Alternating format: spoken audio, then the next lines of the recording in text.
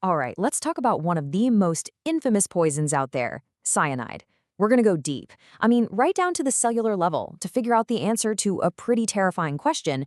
How does this stuff actually shut the body down?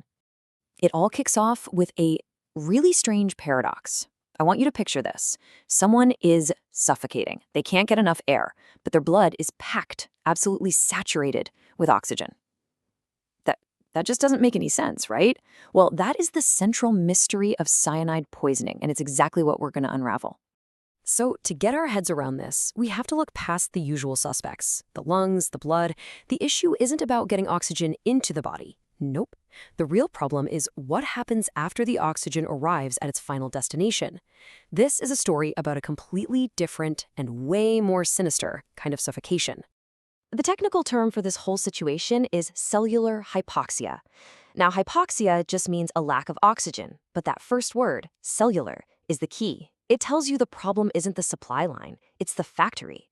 The oxygen is there, ready to be used, but the cells, they're completely blind to it.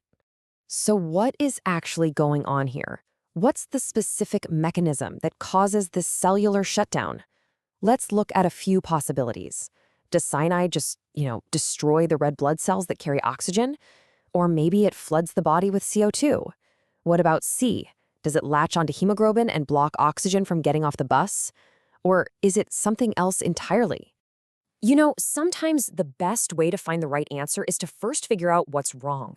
So let's start by looking at what cyanide doesn't do.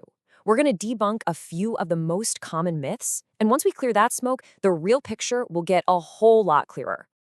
Okay, myth number 1. Does cyanide shred red blood cells? It kind of sounds plausible, right? But it's totally wrong. Turns out, cyanide doesn't mess with red blood cells at all. They're left completely untouched. So we can go ahead and cross A right off the list. What about flooding the body with carbon dioxide? This is where it gets really interesting, because the truth is the literal opposite. See, your body makes CO2 as a waste product from using oxygen. So if your cells suddenly can't use oxygen, well, they can't make CO2 either. Cyanide actually makes CO2 levels plummet, so B is out. And now we get to the biggest myth of all, the most common mix-up. People think cyanide works just like carbon monoxide, by grabbing onto hemoglobin. No, and this difference is absolutely crucial. Think of it this way. Carbon monoxide is like a hijacker. It jumps into the driver's seat of the red blood cell and prevents oxygen from ever getting a ride. But cyanide, it's a saboteur. It lets the oxygen delivery truck arrive at the factory, and then, once it's inside, it blows the whole place up. So we've cleared away the myths. We know what cyanide doesn't do. Now it's time for the big reveal. Let's look at the real mechanism behind this incredible act of cellular sabotage. And that leaves us with the correct answer, D. Cyanide prevents the metabolism of oxygen. It's not messing with your breathing, it's not messing with your blood flow. It goes straight for the kill switch on the fundamental chemical process that keeps every single one of us alive. So here's the play-by-play. Think of your cell's mitochondria as its power plant. Cyanide slips inside and makes a beeline for a critical piece of machinery, this enzyme called cytochrome oxidase. It binds to it and boom, the entire assembly line for energy production grinds to a dead stop. With the power plant offline, the cell can't make any more ATP, which is the energy currency for basically everything. The cell's power grid collapses and it dies fast.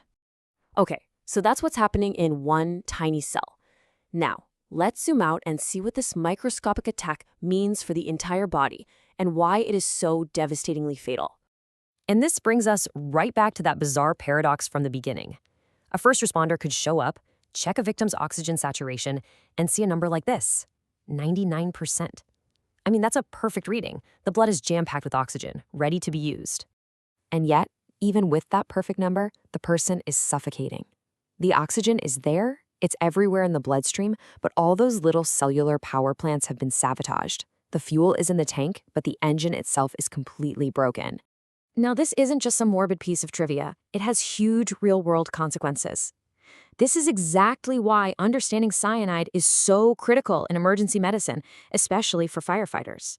When things like plastics or foam burn in a fire, they release cyanide gas.